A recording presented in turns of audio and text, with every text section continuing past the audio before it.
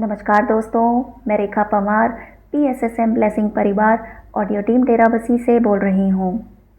दोस्तों, पिछले ऑडियो में हमने यह जाना कि कैसे प्रशंसा का अभ्यास करके हम आनंद का विकास कर सकते हैं। उसी को जारी रखते हुए हम ऑडियो नंबर 19 की शुरुआत करेंगे। यह संभव है कि बच्चों में नकारात्मक चीज़ों को बदला जाए।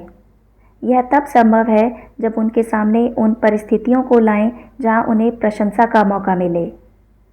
भविष्य में साइकियाट्रिस्ट के लिए यह संभव हो पाएगा कि वह प्रशंसा की टेक्निक या ड्रिल से मरीज को ठीक कर पाएंगे।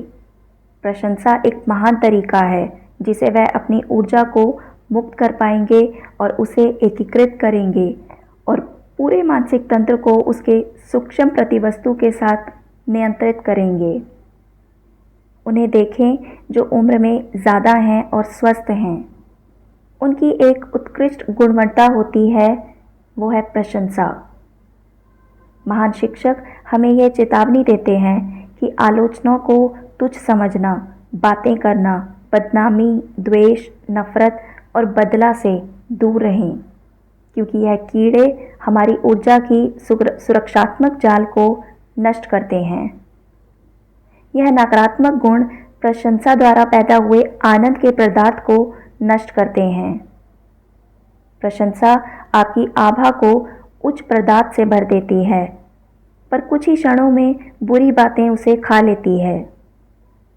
कई बेवकूफ़ लोग खुद को आनंद की ऊर्जा से वंचित रखते हैं क्योंकि वह दूसरों से नफरत करते हैं और उनके दोस्तों की बदनामी करते हैं। आनंद और प्रशंसा सभी मनुष्यों को दी गई है। हम में से किसी के पास भी अपने स्तर पर दैनिक जीवन में ढेरों अवसर होते हैं आनंद में रहने के। कोई भी आपको प्रशंसा करने से नहीं रोक सकता। इस प्रकार प्रकृति आपको खुद को हील करने का अवसर देती है, खुद को बदलने का, आगे बढ़ने का और चेतना को ऊपर उठाने का, हर दिन हर जगह। आनंद परमानंद का बहाव है। खुशी आनंद का भौतिक अनुभव है। इस प्रकार आनंद को कई स्तरों पर खुशी के रूप में अनुभव किया जा सकता है, शुद्ध या उच्चतर आनंद के रूप में या तेजस्वी आनंद के रूप में। परमानंद को सिर्फ दुर्लभ क्षणों में ही अनुभव किया जा सकता है, जैसे एक प्रकाश की चमक हो। पर जो अपने मानसिक वाहनों से परे जा सकते हैं और अंतर्ज्ञान क्षेत्र में प्रवेश कर सकते हैं, वह हमेशा परमानंद में जीते हैं। निर्वाण परमानंद का द्वार है। उत्साह एक ऐसा क्षण है जिसमें हमारी आत्मा परमानंद की धारा में पकड़ी जाती है। घर की तरफ जा रहा पथ वह पथ है जिसमें खुशी, आनंद और परमानंद है। एक खुशी संसार का निर्माण करने की कोशिश करें। एक आनंदमय जीवन और उच्चतम की ओर एक परमानंद प्रयास को करने की कोशिश करें। आनंद सबसे सुरक्षित ऊर्जा है जो रूपांतर, परिवर्तन और रूप परिवर्तन लाता है। यह जानना बहुत ही अद्भुत है कि जो समय से पहले ही सौंदर्य, अच्छाई और सत्य को आत्मसात करके उजागर करते हैं, वह अपने व्यक्तित्व के वाहनों में प्रतिरोध का निर्माण करते हैं। यह प्रतिरोध उनकी आभा के कुछ भागों में घर्षण और शोथ पैदा करती है, जो कई बीमारियों का कारण बन जाती है। मानवीय सीमाओं से परे एक उच्चतर आनंद का स्तोत्र है, जो वह अनुभव करते हैं जो खुद को मनुष्य और सांसारिक सीमाओं से मुक्त रखते हैं। एक आनंद है जिसमें अशरीरीपन है। दूसरी दुनिया में होने वाला एक आनंद है। महान लोगों से मिलने का आनंद है। एक ग्लोब, एक सौरमंडल और एक आकाश गंगा को नियंत्रित करने वाली ऊर्जाओं की संगीत रचना को देखने का आनंद है। और उसके बाद अलौकिक श्रम में भाग लेने के लिए तैयार होने का आनंद, जिसमें उच्चतम आयाम को देखने, सुनने और समझने की एक आग और ऊर्जा से भरा हुआ विश्व का निर्माण करता है। संपूर्ण ब्रह्मांड आनंद के क्षेत्र में नृत्य करता है। जबकि उन्नतिशील आत्मा यह जानती है कि दर्द, पीड़ा और विनाशकारी प्रक्रियाएं हर जगह प्रकृति में है। वह यात्री के कदमों को परमानंद उच्चतर लोक की तरफ ले जाने के लिए विद्यमान रहती है। कई लोग इतना ज़्यादा उदास होते हैं कि जीवन की घटनाओं से बुरी तरह पीटे जाते हैं और वह अपने जीवन में आनंद के पलों को याद नहीं करना चाहते। यहाँ तक कि वह ये मानते हैं कि आनंद में रहना सच में एक मूर्खता है। आप इन लोगों की सहायता इस प्रकार से कर सकते हैं। नंबर 1, उन्हें अपने जीवन के आनंद के पलों के बारे में बताएं। नंबर 2, उन्हें लोगों के जीवन की आनंद के पलों की सच्ची घटनाओं के बारे में बताएं। नंबर 3, उनकी सहायता करें उन चीज़ों की तरफ इशारा करके जिनके लिए उन्हें अपने जीवन में कृतज्ञ होना चाहिए और आनंद को महसूस करना चाहिए।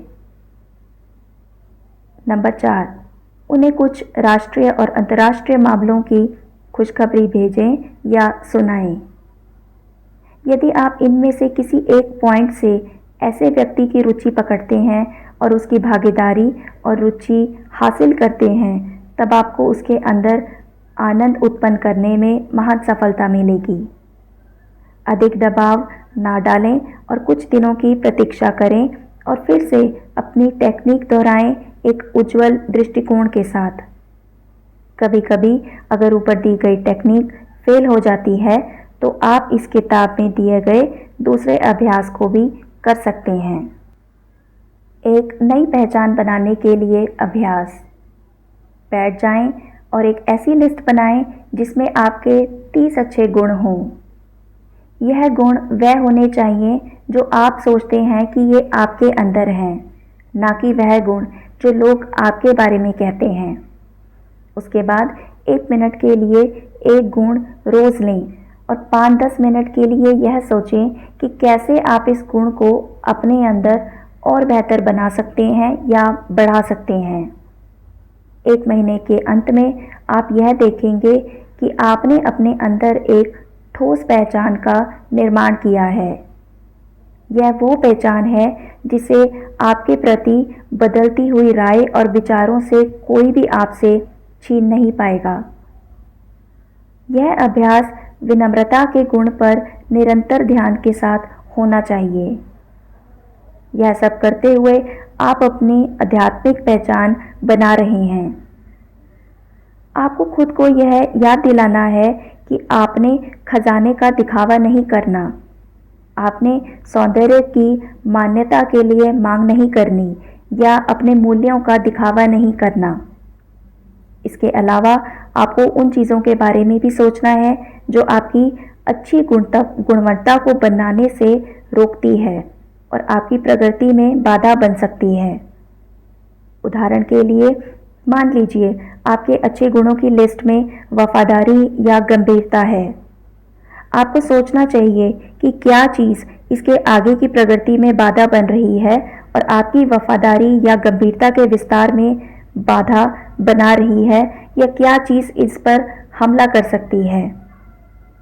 आपको यह भी सोचना ज़रूरी है कि यह कैसे मुमकिन है कि आप अपने स्वार्थी हित के लिए वफादारी या गंभीरता का प्रयोग करें, या श्रेष्ठता की इच्छा के लिए इसका उपयोग कैसे करें।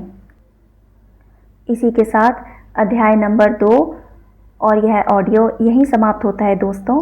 अगले ऑडियो में हम एक नए अध्याय की शुरुआत करेंगे, अध्याय number 3, Joy and healing part 2।